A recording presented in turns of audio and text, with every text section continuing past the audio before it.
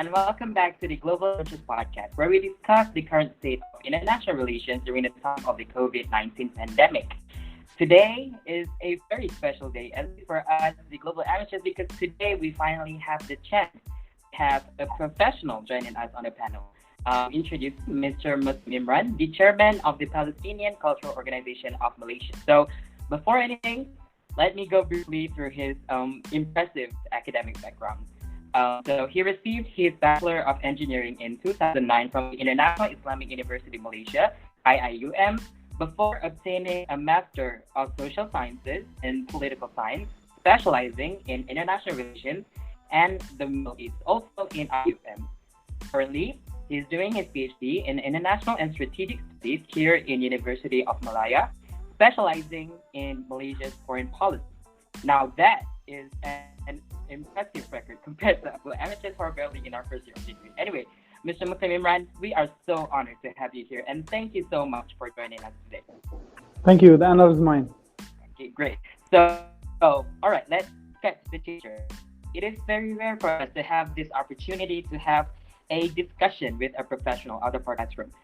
Therefore, we're going to take advantage of this opportunity to discuss a really important matter, which is regarding the situation in Palestine under the oppressive regime of the Israeli state during the COVID-19 pandemic. Before anything, disclaimer alert, today's topic, as you may judge by the title already, is going to be sensitive. However, this is merely going to be an academic discussion, and we're here today to learn more about the situation.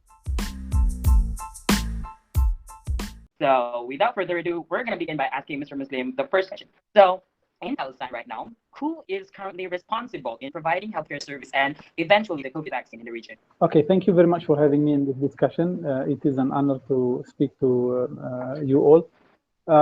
Talking about the Palestinians during the time of the COVID pandemic brings always the context in which the Palestinians live in. Palestinians are over 14 million people. Almost half of our population lives inside of historical Palestine. About 6.8 to 7 million Palestinians live in historical Palestine. The rest are refugees scattered across the region and the world. So the COVID crisis amongst the Palestinians goes through different contexts. It depends on where the Palestinian person is living, apparently. For Palestinians inside historical Palestine, the 7 million Palestinians inside historical Palestine, some of them are living under direct Israeli rule. We usually, the Palestinians call it the 1948 lands, what the international community has recognized as Israel. There are about 1.8 million Palestinians living there. They hold Israeli citizenship. They are second-class citizens in Israel. And some of these people have been subject to the vaccination system in Israel. But the COVID crisis has hit them hard, of course. The rest of the Palestinians inside historical Palestine are living through literal apartheid. And I'll come to this point later. In the West Bank, there are about 3 million Palestinians. The COVID has hit them very hard. There is real lack of medical facilities. Hospitals, for instance, the town where I come from, the town of Hebron, the district has about 1 million population. There is only one government hospital across the whole district of Hebron. There are a few private hospitals, but of course, private hospitals are so expensive and not accessible to everyone. So in the West Bank, the COVID crisis is soaring very fast, very high, and it is basically out of control because Israel used to have high rates of infection, and Israeli soldiers and police officers mixed with Palestinians in the West Bank. So infection rate was really high. It is unfortunate that our people do not have access to the vaccination system that Israel has provided for its own population. It's currently probably the highest rate of vaccination in the world in Israel. But Palestinians were denied these vaccinations. The COVID pandemic is still soaring in the West Bank. In Gaza, Gaza has been isolated from the world for a while, and that's why it was hit by the pandemic, the corona pandemic, very late. It was probably a few months after the whole world got infected and affected by the COVID pandemic that Gaza entered into this foray. But when and once the pandemic entered Gaza, it was shattering. It was really devastating. Tens of thousands were infected and continue to get infected, and thousands of deaths were recorded. By now, the official record of the Palestinian Health Ministry for COVID infections in the West Bank and Gaza is at about 295,000 infections. The death rate is about 3,200. But a quick comparison to the situation here in Malaysia, Malaysia has hit the 300,000 par, I think. The death rate is about half of that in Palestine. So my personal estimation, which I think our health minister would agree with, is that the infection rate is at least double, if not triple, the real recorded number. So the official number is about 295,000. The real number, I think, has exceeded 600,000 to 700,000 infections. Because even in our personal conversations with our family members, almost everybody has got infected by the COVID virus in the West Bank and in Gaza. But you know, life goes on. The government there, our Palestinian government, has tried different measures, including restriction of movement, total control movement orders, closure of markets, but it was really hard to sustain because our government is unable and has been unable to provide any fiscal assistance to people. So you can't close the market if you cannot provide food and money to people, and that's why life has been resumed, and people are just coping with the situation and coexisting with the virus. So that's the coronavirus situation now in Palestine. As for the refugees, of course, that's a different matter. The refugees who are scattered across the world are either in Jordan. There are about 3 million Palestinian refugees in Jordan. Syria, 500,000. Lebanon, less than 500,000. And a few 100,000 in the Gulf states, in Europe and in America. Of course, these people have been affected just like others. But of particular mention are those in Syria and Lebanon. They have real tough time in Syria because the whole country is going through a civil war, and there is real lack of basic medical necessities. In Lebanon, because the Palestinian refugees in Lebanon have been throughout the years denied a lot of basic amenities and facilities. I have visited the refugee camps in Lebanon, and I assure you, life in Palestine under occupation is to some extent easier and better than life in refugee camps in Lebanon, Palestinian refugee camps in Lebanon, where tens of thousands are crowded in very small camp area, which does not have any basic facilities. And they have been affected just like the rest of the Lebanese people by the COVID virus, but the infection rate and the death rate is much higher, of course. So that's all about the COVID crisis in Palestine and in Palestinian communities across the region.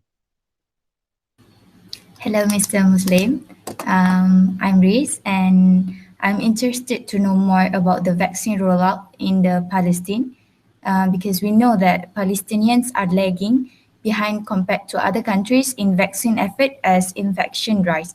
So in your opinion, why does it happen and the effects of vaccine inequality in Palestine?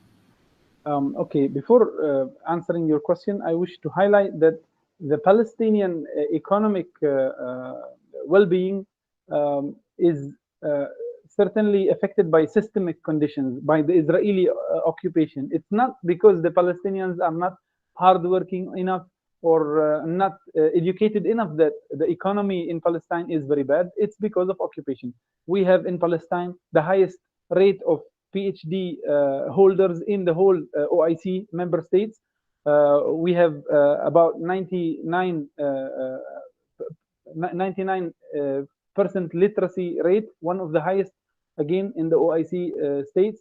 But we are under direct Israeli occupation in the West Bank and Jerusalem, and under Israeli blockade in Gaza. Therefore, access to medicine is a big issue. It's a real challenge. Sometimes other basic necessities are unavailable. You look at Gaza, for instance. Israel has been imposing an embargo on Gaza, which denies people in Gaza everything, literally everything. Cement. The Israeli authorities control and restrict our access to cement, building materials, food, medicines, etc. So in our hospitals in Gaza, for instance, there are hundreds of medicine items which are unavailable. In the West Bank, there are similar restrictions, but in the West Bank, it has turned into an apartheid, and I'll probably touch on this issue later. The system is a system of segregation, which provides to the Israeli Jewish settlers everything, denies the Palestinians, on the other hand, everything. So we pay tax, just like the Israeli Jewish settlers living in the West Bank. They pay tax, we pay tax. They have access to our water resources. We have very limited access to our own water resources. They have really well taken care of road systems. We are not allowed to use most of their road infrastructure. They use, for instance, air-conditioned access points and travel points. We are, on the other side, crowded in checkpoints, military checkpoints handled by the military, etc., etc. So back to the vaccination, this condition that we are in has made it very difficult for the Palestinians to have access to vaccines so far. Our government has, of course, tried to approach these companies, but it does not have the financial abilities to purchase huge amounts. And of course, these companies, if you cannot guarantee, if you don't have the certain insurance ratings, and you cannot guarantee payment, they will think twice before providing you with vaccines. So what happened is that China and Russia have kindly contributed some vaccines to the Palestinian Authority. The total number of people vaccinated, fully vaccinated, is less than 50,000 by now. The number of people who got first shot is, I think, 100 something, 120, 130,000, which is less than 1% of our population. So far, less than 1% of the Palestinian population has had access to vaccines, and this is not going to change anytime soon. It's not that the vaccination system is slow like here in Malaysia. No, we were not going to access vaccines anytime soon because of the Israeli restrictions. Now, Israel has vaccinated over 62% of its population, and Israel literally controls the West Bank. It controls access to Gaza. They deal with us on daily basis. Their soldiers, their police officers, their border control, even their business people. But they vaccinated themselves, and they are denying us any vaccines. In fact, to make things worse, Israel started donating vaccines to some countries in order to get these countries, cooperation, diplomatic relations and cooperation, while Palestinians are unable to get vaccines. So Israel has vaccinated the majority of its people and started to donate the excessive vaccines that it has, while right next to it are the Palestinians being undermined and denied their basic rights and unable to access vaccines, but it's having a second thought about providing vaccines. Of course, everybody started to talk about this. Now, even Bernie Sanders posted on his Twitter account some criticism of Israel, saying that Israel is practicing vaccine apartheid. And international reports like the Human Rights Watch report, which was released last Tuesday, a 200 pages report, fully documents how Israel has become a full-fledged apartheid regime. A few months ago, the main human rights organization in Israel, Beit Salem, released its own report recognizing Israel as an apartheid regime. 2 years ago, the United Nations Economic, Social and Cultural Agency for West Asia, ESCWA, released another report describing and documenting how Israel has become an apartheid regime. These are three very important reports. One is by the United Nations Agency, one by the Human Rights Watch, and another by an Israeli leading human rights group. Very soon I learned Amnesty International is going to also issue its own report about how Israel has become an apartheid regime. So it's very, you don't expect an apartheid regime to do better. We don't have access to vaccines, and I don't see them providing us any vaccines when this is the mentality, the ideology, and the way of life that they have subscribed to. Okay. Actually, I am quite interested when you talked about discrimination faced by Palestinians on the daily basis, enforced by the Israeli. I would like to know, like, maybe could you care to elaborate more on the instances, on the form of discrimination, at least within the healthcare service, or maybe even in the vaccine rollouts in the country? Would you do that? Okay. When I mentioned Israeli apartheid, I did not describe it emotionally. This is an international terminology, and there was an apartheid regime that has just collapsed some 25 years ago in South Africa. So the international community started to have its own description of what an apartheid is. An apartheid is a regime that segregates people based on their race, ethnicity, or religion, and it does this for the sole purpose of maintaining a sort of systemic domination of one racial group or ethnic or religious group over the other. This is what Israel has been doing for decades. Israel is an occupation regime which was installed on another people's land. The Zionist militias at the end of the Second World War started taking over Palestine, especially in 1947 and 1948. They conducted a mass ethnic cleansing campaign, killing thousands of Palestinians, destroying over 500 Palestinian towns and cities, and they declared their independence. So they created their own state over another people's land and imposed their military rule over the Palestinians. In 1967, they expanded their territories to take over the West Bank and Gaza and other Arab lands.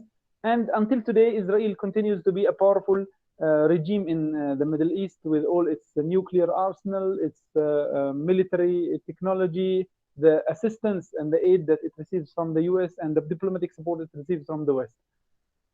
So this regime has been practicing some sort of racist policies from day one. But in recent years, they have lost their senses, and they started to practice racism, racial segregation, hegemony and domination over the Palestinians in daylight. And they used to sugarcoat it in the past, but not anymore. Since the year 2000, Israel has been run by extremist right-wing governments. In the past, Israel was founded by the leftist groups who had their connections with Western leftist groups and who have been able to sell the image of a progressive nation. But in recent years, since 2000, Israel has been run by right-wing groups only. Ariel Sharon, Ehud Olmert, and Benjamin Netanyahu, all extremist right-wing leaders who do not really care much about what the world thinks of them. So this is a big difference. Past governments, especially labor governments, used to at least sugarcoat their policies and try to tell the world, look, we're trying to reach a peaceful settlement. The Palestinians are our neighbors, but we have issues with them. We're trying to secure ourselves. Right-wing governments don't really care about all this rhetoric. They have been practicing apartheid in Jerusalem, in the West Bank, in Gaza, across Palestine, and they have not been shy from describing it as it is. Supremacy, policies of supremacy and domination. The most common word in Israeli political discourse today is transfer. Israeli politicians, members of parliament, ministers talk publicly about transferring millions of Palestinians from Palestine to Jordan. And they ridiculously say that the Palestinians already have a state in Jordan. Why would they want another state here in Palestine? So the two-state solution has been shot dead by Israel. The current Israeli government of Benjamin Netanyahu has abandoned the peace process very long ago, since 2014. And Obama was personally very upset and very uncomfortable with Netanyahu, but he had other factors in play. So they still accommodated Israel, but the peace process is over. Since the year 2000, there have been no real discussions between the two sides. So back to the core point I'm trying to highlight, Israel is practicing racism and apartheid in the light of the day, and the kind of policies that Palestinians live through are unimaginable. If you want to have a feeling of what is going on, watch a newly released short Palestinian movie called The Present, or The Gift. It's now on Netflix, if I'm not mistaken, by Palestinian producer Farah Nabulsi, and the movie was shortlisted for the Oscar. Apparently, it did not win, but it made it to the shortlist of the Oscar. It's a 25 minutes movie that tells you how the daily life of Palestinians in the West Bank is. Real apartheid, real discrimination. I'm from the city of Hebron, for instance. There is a very small community of Jewish settlers living in the middle of Hebron, because they say that Hebron has the Abraham Mosque and the sanctuary of the holy prophets of Jacob, Yaqub, Isaac, Ishaq, Abraham, Ibrahim, their wives and children. So they feel that the city is holy. And therefore, a few hundred Israeli settlers have decided to move into the middle of the city where Palestinians live, to take over a few houses and a few neighborhoods, and to continue their occupation of these small spots in the middle of our town. They have thousands of Israeli soldiers and military posts protecting them. So you have about 1 million Palestinians with a few hundred Israeli settlers living in the middle. And in order to maintain the existence of this Jewish settler community, Israel uses all sorts of military power to protect them and to maintain its occupation of the city of Hebron, and of course the rest of Palestine. They use different roads, as I mentioned earlier. They have different identification cards. They have full Israeli police and army protection. They get access to all facilities, including water. Someone did a study about water resources in Palestine and found out that Israeli settlers, illegal Israeli settlers in the West Bank, enjoy 7 times more water than the Palestinian counterparts in the West Bank. And this is our water, for God's sake. They rob us of our resources, and they enjoy it. We still have to pay the same taxes they pay, but we don't have the facilities that they have, and we don't have political rights, of course, let alone life, basic needs and facilities. Political rights, we have no political rights under Israeli hegemony. This was one of the main factors why the Israeli human rights group B'Tselem issued its report describing Israel as an apartheid regime. The report basically said that Palestinians live under our system, they pay tax, they contribute to the economy, etc., but they can't vote. And even if they vote, a few Palestinians live under Israel in 1948.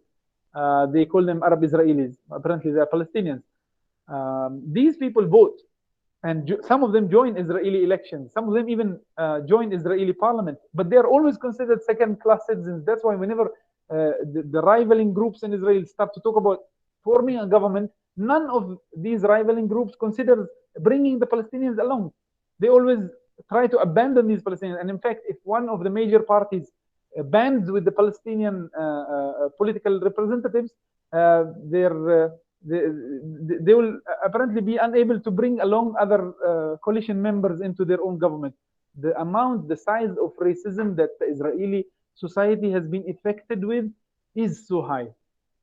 The Israeli society needs a real shock, a wake-up call, in order to stop and abandon its racist policies. The problem is not the politicians anymore. The problem is not the political system anymore. The problem is with these people who have been blinded by power and want to continue their domination over another people. Just like what happened in Nazi Germany with when some of the many actually of the German people subscribed to Nazism, and they started to practice all sorts of horrible acts against other people. Israel is actually going through this phase of life. They are serving in the army. They are those who don't serve in the army at least practice and maintain Zionism, which is one of the products of the last century, the 19th and 20th century. Zionism was born in the same context in which Nazism and fascism were born.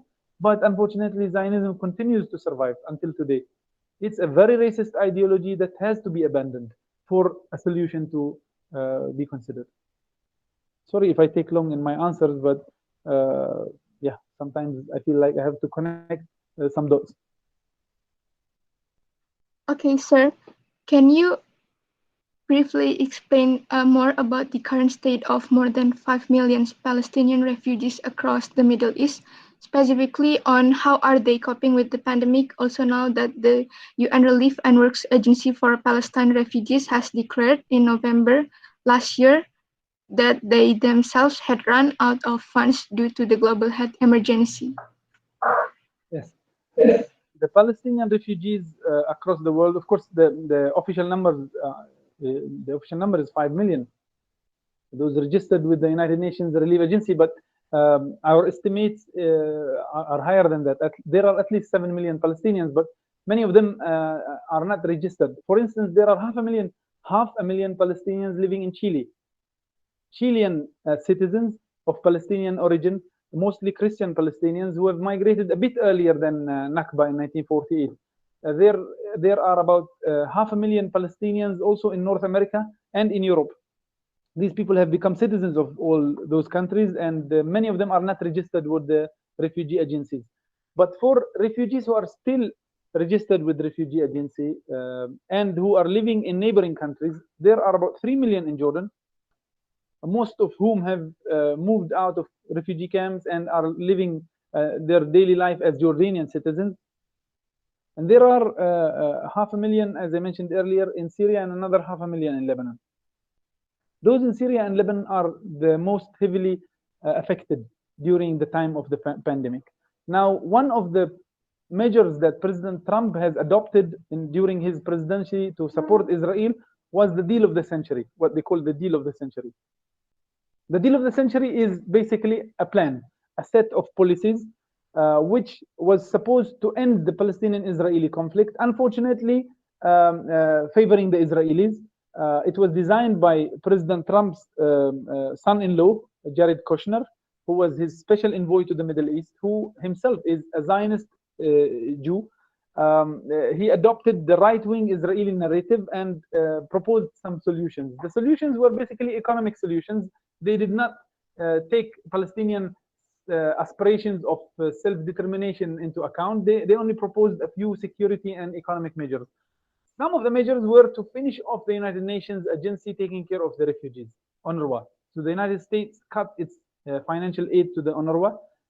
It undermined this international agency, and it really worked hard on finishing off the right of return of these millions of Palestinian refugees. The Palestinian refugees in Syria and Lebanon were in many ways driven out of these refugee camps. That's why tens of thousands of Palestinian refugees from Syria and Lebanon over the last decade have been repatriated or migrated again to another destination. Their life is really difficult in Lebanon in particular, and the war in Syria makes it also more difficult. The Palestinians in Jordan have been pushed by these international actors to be absorbed into the Jordanian state, and the Israeli hope is that there will be a day where Palestinian refugees will disappear and there won't be any right of return. So there have been a lot of proposals for them to be absorbed into other countries, Canada, Australia, or whatever. But these are millions of people who still, some of them who are still keeping the key of their own houses, which they left in 1948. They live in Jordan, Syria, and Lebanon for a purpose, because these countries are neighboring Palestine. And at one point of time, they would love to go back to their homeland. During the corona pandemic, these people have been affected heavily. Jordan is not doing very well in handling the pandemic. At first, the first few months, it was doing very well, just like what Malaysia was doing. Just like Malaysia was doing very well in the first few months of the COVID crisis. But unfortunately, months later, the Jordanian health system became unable to handle the COVID, and that's why infection rate is so high, death rate is very, very high, and Palestinians in refugee camps in particular are usually more underprivileged, and underprivileged communities during a time of crisis are the worst hit. I mean, you look at the United States, one of the worst hit communities is the Afro-American community, because it's economically underprivileged. The same applies to the Palestinian refugees in Jordan, Syria, and Lebanon. The United Nations Relief Agency has been trying hard to help, but honestly, it isn't enough. This UN agency is trying hard to help the Palestinian refugees, but it isn't enough. And President Trump's idea was to kill off this special UN agency designed for the Palestinian refugees and to push the Palestinians to go to UNHCR so that they become refugees like any other refugees, and their problem is solved without any political solution, which the Palestinians don't accept. Why is there a UNWRA until today? It's because the Palestinians continue to stick to their right of self-determination and return to their homeland. I hope I answered your question. I'm Mr. Muslim. I'm here again. All right. I want to ask regarding that we know that during COVID-19, a lot of preparation and special equipment such as ventilators and PPE are needed. So how does the world respond to this term of aiding in Palestine? Of course, we have real lack of facilities. I've just mentioned the example of having one hospital, one government hospital catering to 1 million people. That's unimaginable. I mean, how many hospitals does that, how many beds does that hospital have? So what happens is that most people who get infected by COVID do not get treatment. They don't get medical treatment. They try traditional medicines and other means, or they go to private clinics. There is a real lack of PPE, ventilators, and medical disposables as well. But thankfully, our and two things help. Number one, our medical staff are highly qualified. The doctors, the nurses, the public health officers are very well trained, and they have real-time experience through a crisis like war and other crises. So they have been able to play a very important role in facing this crisis. The Minister of Health has been trying as well, Herbert. The second source of aid was international support, mainly during this crisis from Russia, China, and some Arab countries. Russia and China provided us hundreds of thousands of their vaccines, Sinovac from China and Sputnik from Russia. That has been helpful, although it will not meet the demand, but at least that's better than nothing. But other basic equipment are still highly needed. If someone wants to help the Palestinians for real, humanitarian help. I'm not talking about the political help. The situation is complicated. Humanitarian help in building hospitals in Palestine. Indonesian NGOs and Indonesian government helped a few years ago in building the Indonesian hospital in Gaza. Until today, that hospital stands as one of the most important humanitarian contributions to Gaza. The Malaysian NGOs have contributed a lot over the years, but their support and help has been scattered and divided over so many small projects. If I have a suggestion and advice to my friends here in Malaysian and humanitarian NGOs in particular, consolidate and build something like the Indonesian hospital, a Malaysian hospital, a Malaysian super clinic, something like of that sort will help. Gaza population is about 2 million, and the number of government hospitals is also very low. The Gaza city has the Shifa hospital, a big hospital, but that's it. In the south, in Rafah, we don't have a hospital. Rafah has about more than 300,000 people. It does not have a hospital of its own. So yeah, again, if there is a way to help the Palestinians, medical aid is one of the necessities.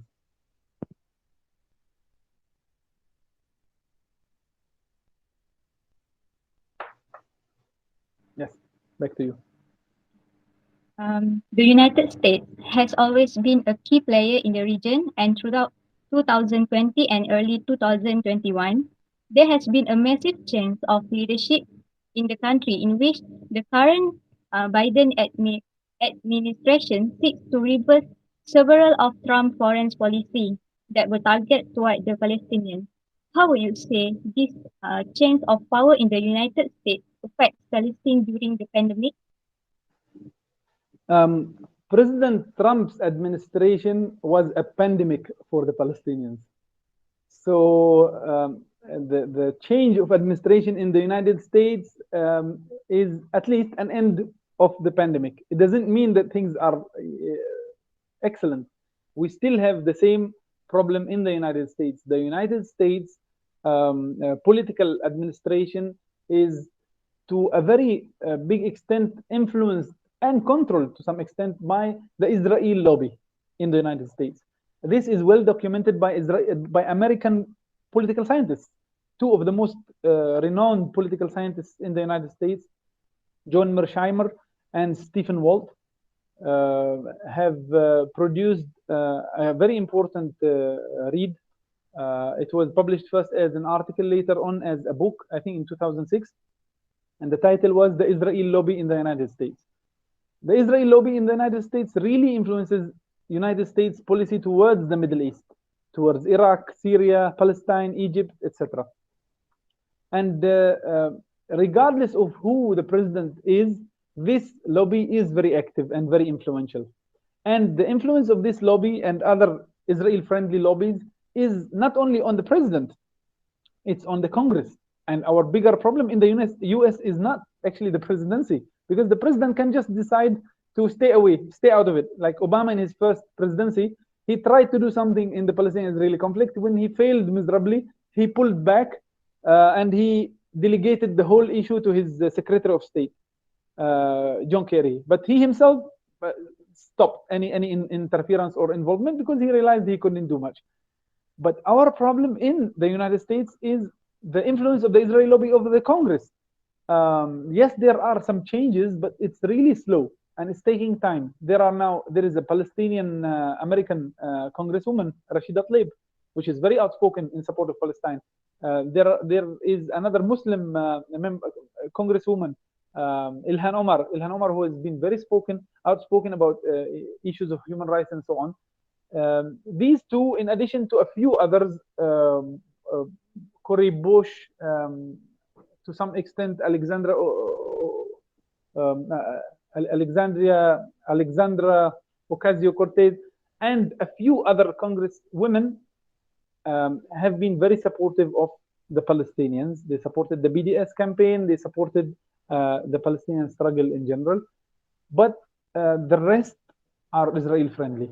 So this is a real problem. That's why the United States continues to designate most of the Palestinian political movements as terrorist organizations.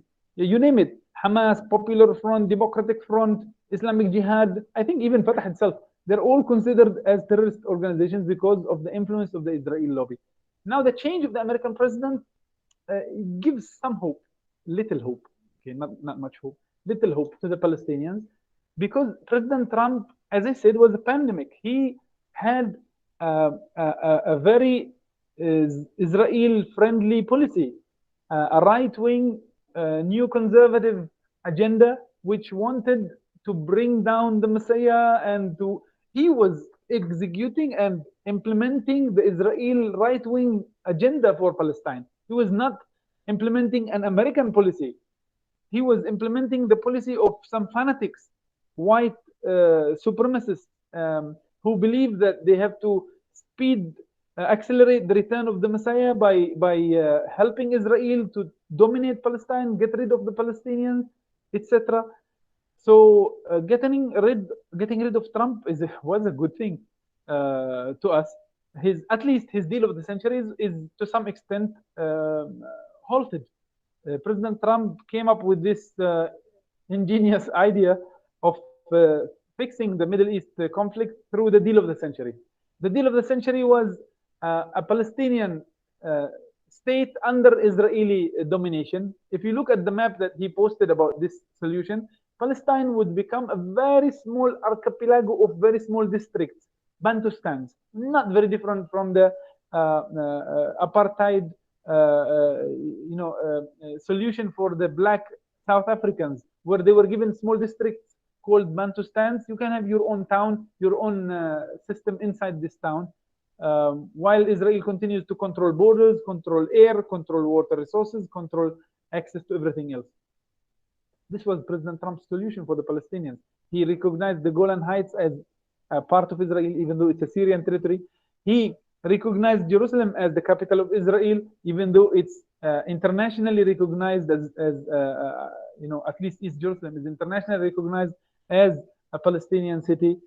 He approved Netanyahu's plan to annex the West Bank, and he continued to provide Israel with military aid and other forms of support. And the worst of all was his pressure on many Arab and Muslim countries to recognize Israel and to normalize relations. Unfortunately, he succeeded with 4 Arab states, UAE, Sudan, Bahrain, and Morocco, who all agreed to normalize relations with Israel in return of some interests and benefits. Like in the case of Morocco, Trump promised Morocco to recognize the Sahara district, which is a disputed area.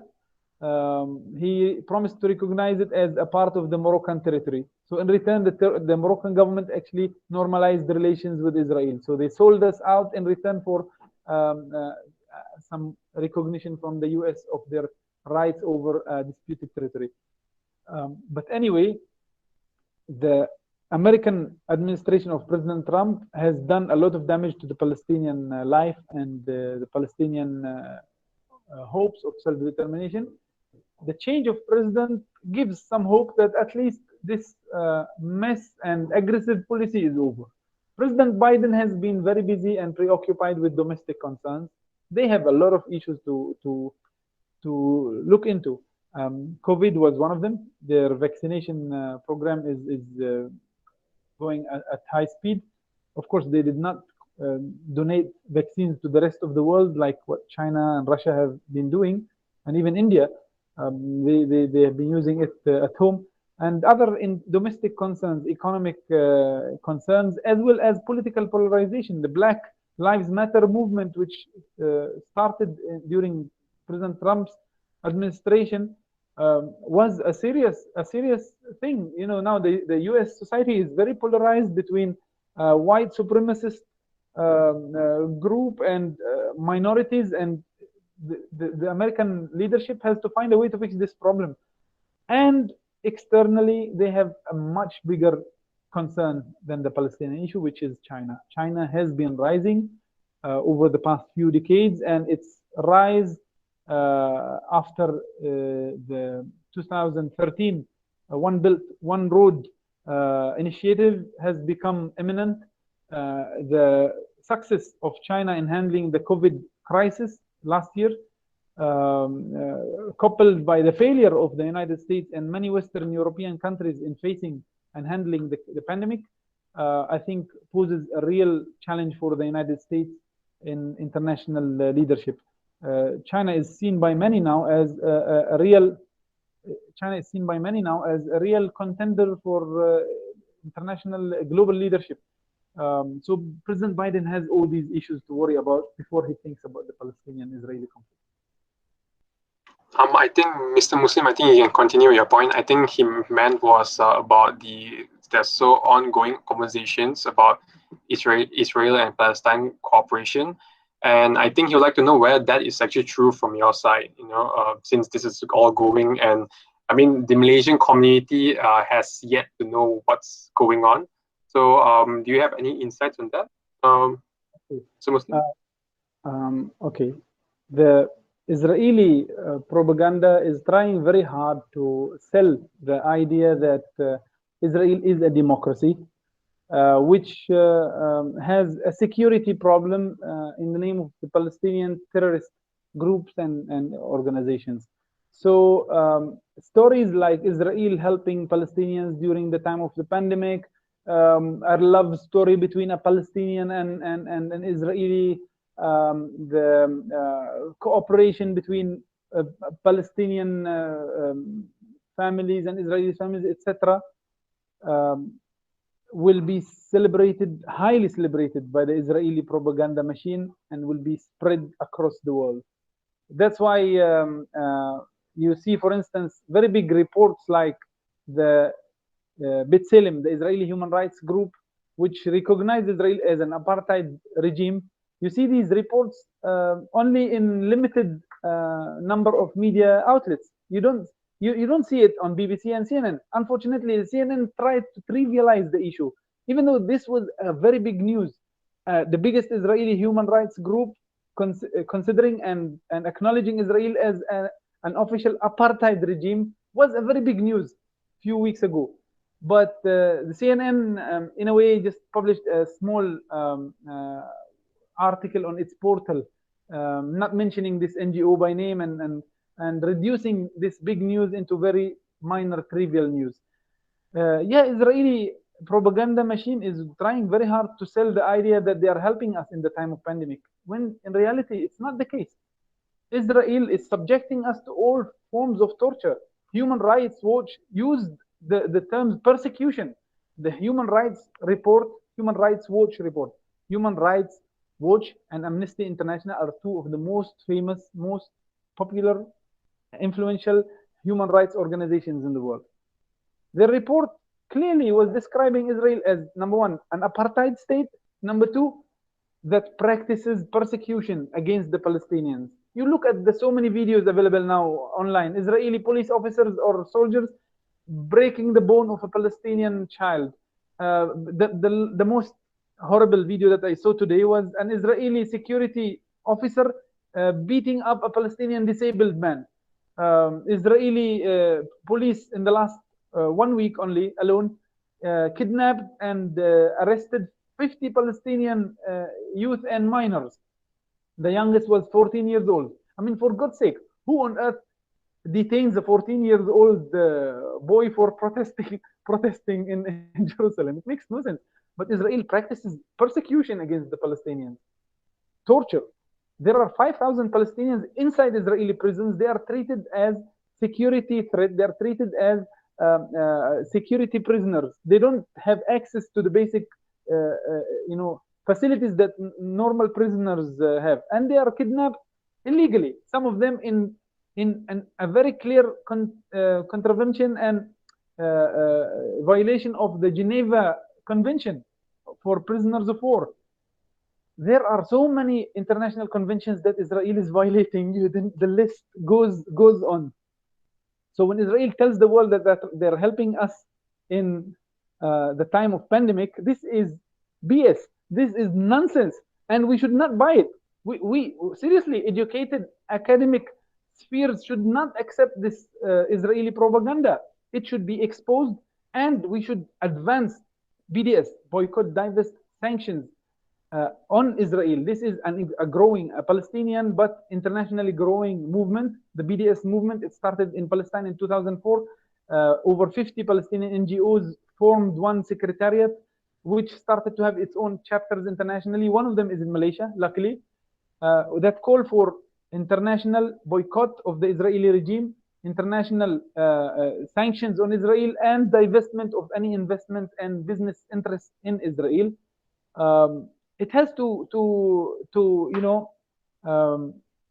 it has to work, because the Palestinians have been trying very hard to get their basic rights. Basic rights. We were not looking to become a superpower. We are looking for freedom, to have access to Al-Aqsa Mosque, for instance. For God's sake, during Ramadan, the Israeli police imposed restrictions on Palestinians reaching Al-Aqsa Mosque. They blocked one of the main gates of Al-Aqsa Mosque, and people continued to protest for the last few weeks until 100 got injured and 50 were imprisoned by Israel. The people in Gaza want basic needs, want an end of Israeli restrictions, an end of the Israeli blockade on Gaza. If you are a Palestinian from Gaza, you cannot travel. It will be a miracle if you manage to travel for any reason, for medication or education or business or whatever. So if Israeli media or Israel-friendly media tries to sell the idea that they are helping us in the time of pandemic, no. They are using whatever news of daily life encounters to promote their own image. So of course, daily encounters happen, and I'm not saying that the Israeli people, all of them are monsters. And no, I don't try to demonize them like they demonize us. We do not dehumanize them like they dehumanize us. But the regime that controls Palestine, the Israeli government, the Israeli regime, is an apartheid regime. And the daily routine is all about racism, discrimination, subjugation, domination, extrajudicial killing, detention, illegal settlements, mob attacks on Palestinian towns, undermining Palestinian citizenship, etc. This is daily life under occupation. So when millions of Palestinians live side by side with millions of Israelis, of course there will be stories of normal exchanges between, for instance, thousands of Palestinian doctors serve in Israeli hospitals. Yes, there are Palestinian doctors and nurses who serve in those hospitals, but it does not mean that Israel has been very kind to them, in solving their problems. They're still being treated as second-class citizens, and whether they serve in Israeli hospitals or not, they're still looked down at by the Israeli society. And thousands of Palestinians work as cheap labor in Israeli factories. But these people are also being treated as second-class citizens. So my point, just to sum it up, is that Israel will try very hard to sell the image, the rosy image of the only democracy in the Middle East. They always sell this nonsense. No, Israel is not a democracy in the first place. Israel is an apartheid regime that was built on a stolen land. So once this is fixed, once this systemic problem is fixed, daily encounters between Arabs and Jews will not be an issue. Palestinians, Muslims and Christian Palestinians have no problem and no issue with the Jewish people per se. This is a myth that the Israeli propaganda tries to propagate, that we are anti-Semitic and so on. This is nonsense. We have lived with the Jewish and Christian community as Muslims in Palestine for hundreds of years. We have never had issues with this. In fact, some are very interesting stories of the holders of the keys of the Church of the Holy Sepulchre in Jerusalem, one of the holiest churches in Christianity. The holders are Muslims. It's a Muslim family, and this has been the tradition for 1300 years until today. The daily life between Palestinian Muslims and Christians and the very small Jewish Palestinian community which lives in Nablus, the daily life is very healthy, very fine. We have no problem with the Jewish people, but we have a problem with Israeli occupation, with the Zionist supremacy. We won't accept that. We want our basic right of self-determination, and whatever daily encounters that happen between Palestinians and Jews, this is daily life. Of course, you have you buy from their shops or they buy from your shops. This doesn't mean Israel helps us in the time of pandemic. Sorry if I was a bit detailed in answering this one. No. It's perfectly fine, Mr. Muslim. I have since I have actually a question as well. Since you also mentioned about terrorist groups as well, right? Similar like we've seen from the people's side, right? Like, what about the Hamas? Hamas is considered as a terrorist group by the United States, Israel, obviously, and also the European Union. So it's like, do you think that because of the Hamas, the faction that is already in the Palestinian people with the Fatahs and also the Hamas, do you think that this is actually complicating the process of peace, or what's your take on that? Yeah. Peace is between two conflicting sides. If two sides are friends, you don't try to make peace between friends. You make peace between enemies. The United States and Israel label not only Hamas as a terrorist organization, they label almost 90% of the Palestinian political organizations as terrorist organizations. But Hamas, of course, gets the media attention because it's the one, the biggest one. It's in action. But the Popular Front, it's a leftist group, made up of Marxist activists. The Democratic Front, a splinter group from the Popular Front. There are many other smaller factions which I don't even know what the English version of is. Are all considered as terrorists by Israel, the United States, and some European countries. Islamic Jihad is considered as a terrorist by the United States, Israel, and some of these countries. This doesn't mean make these groups terrorists. The ANC, the African National Congress of Nelson Mandela, was labeled as a terrorist group for decades until they ended the apartheid South African regime. The word Israel keeps on being. It's all right.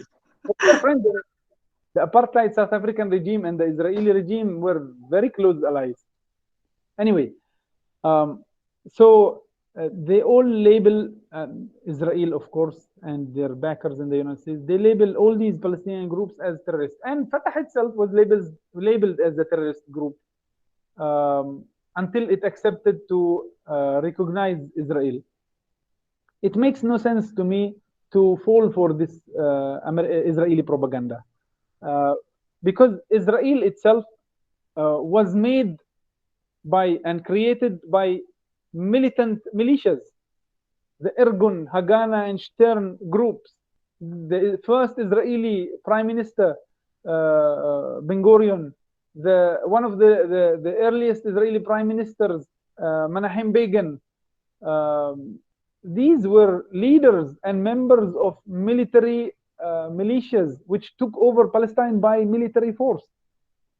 Yitzhak Rabin, the former Israeli Prime Minister, Shamir, a former Israeli Prime Minister, Ariel Sharon, a former Israeli Prime Minister, Peres, a former Prime Minister and President of Israel. All these people were members and leaders of militant groups which took over Palestine by military force. They terrorized the Palestinians.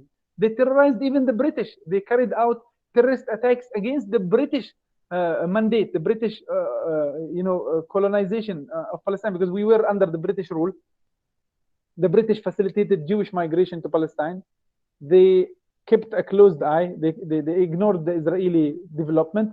And in 1947, 1948, the British left civil war. Israeli militias took over.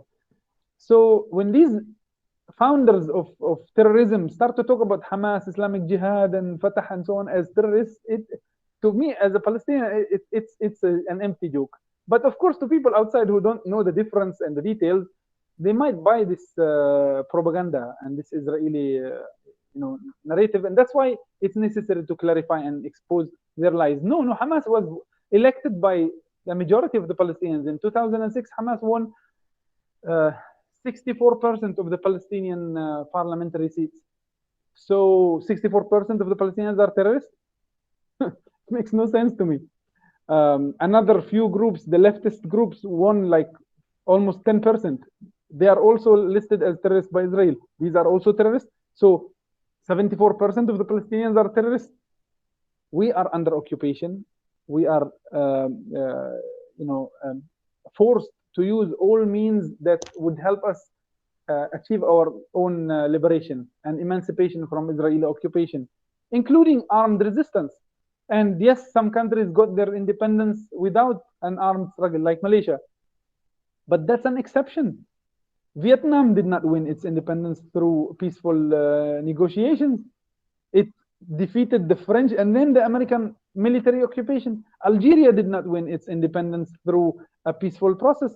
Indonesia did not win through a peaceful process.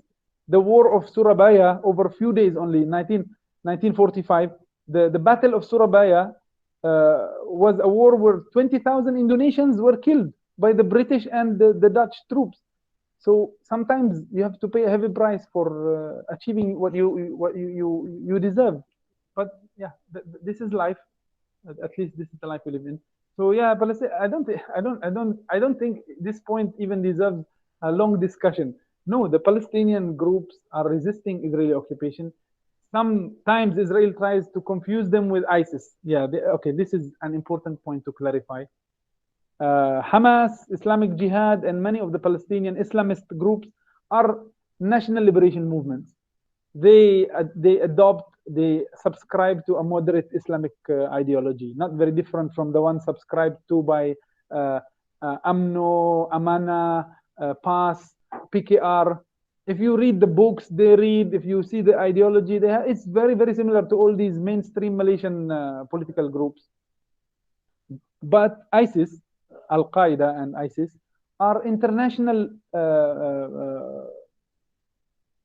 groups with an international agenda. They want to establish the Khilafah. They want to undermine the Arab and Muslim regimes. They want to lead a holy war with America, with Russia, with everybody else. No, thankfully, Palestinians do not really subscribe to this ideology. ISIS traction in Palestine is very, very low because we have a bigger problem, a bigger issue to think, our national liberation, our self-determination. And that's why there aren't many Palestinian members of these international jihadist groups like ISIS and Al-Qaeda. That's another concern. Most of the Palestinians are focused on one enemy, which is Israel, the military occupation of Palestine, and they're trying hard to end it by all means possible. And by all means possible, it includes diplomatic struggle, political negotiation, media, and armed struggle. And just like we have to try everything, just like the Vietnamese and the Indonesians and the Algerians had to try the hard way, we can't discard this option because in Oslo in 1993, the Palestinian political leadership of Fatah and the PLO decided to recognize Israel and to go into peace talks until a Palestinian state is achieved. The target was the year 2000. Today is 2021. So 21 years later, we haven't got nothing because Israel deceived our political leadership. Fatah abandoned the armed struggle and decided to opt for diplomatic solutions. It didn't work. So for the Palestinians to be rational thinkers, they have to actually have all cards.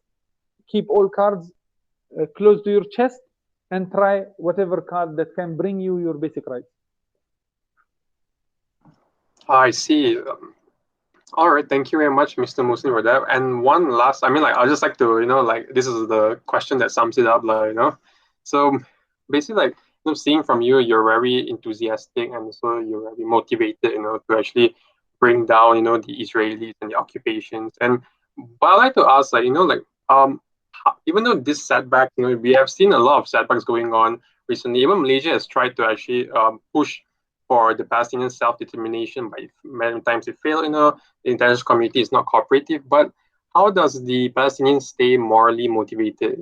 Even though there's this setback still going on, like how do they actually cope with that? Like, do they feel like they have lost, or are they still in fire? For this. So what's your opinion on that, Mr. Muslim? This is a tough question, actually. That's a topic. That's a topic of a PhD thesis in sociology and psychology. It's hard, if you look at it from a political science perspective. The conflict in Palestine is one of the hardest because it is a zero-sum game in a way. It's a colonial settler occupation, similar to what happened in North America, Australia, and South Africa.